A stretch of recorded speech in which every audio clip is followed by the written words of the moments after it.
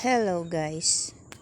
So familiar po ba kayo kung anong uri ng dahon ng puno ito? Ito po ay isang ipil. Hindi ko alam kung anong tawag sa lugar nyo. Pero marami po ang hindi nakakaalam sa atin na ang ipil pala ay ordinaryong pagkain lang o masustansyang pinakagulay sa Thailand. Kilala ang Thailand guys sa mga ganyan, mga exotic, 'di ba? So matatawag na rin nating exotic yang ganyan eh. Kasi imaginein mo 'yan dito sa atin sa Pilipinas, 'di ba? Hindi naman to basta kinakain. Ewan ko na lang kung may lugar talagang kinakain to. Maganda daw kasi to guys sa ating panunaw. Tinry ko, yun nakita ko sa vlog ni Kaumami, yung talbos ng papaya. Pero grabe guys, meron ako dyan kung gusto nyo panoorin. Ito yung mga sariwa. Yan, yung mga mga talbos. Yan. Pinapartner nila yan sa gumagawa sila ng sausawan.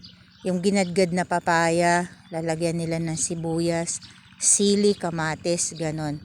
Tapos dun nila pinakasawsawan nila yon ng talbos na yan. So hindi ko alam. O baka naman pati ito guys, pwedeng kainin sa Thailand, 'di ba? Ano banda mo to? Parang talahib, 'di ba?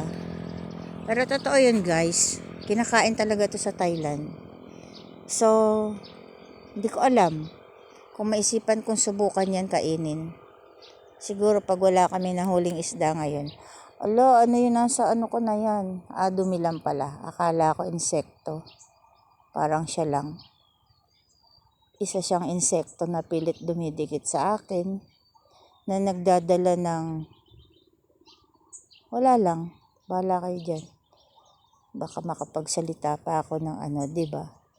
Lahat naman tayo, diba? Ayaw natin ang nadidikitan ng bad vibes. Grabe guys yung ugat ko, oh. Halatang pagod, diba? Pagod dyan sa laba. Tanggalin nyo nga guys yung nasa ko na yan. Jacket. So, yun lang guys. So, andito, maaga kami yan may baon. Mamimingwit kami. 'Di ba? Walang ganong huli kahapon eh. Kaya sumubok ngayon. Maaga kaming umalis para maaga din makauwi. So, bye.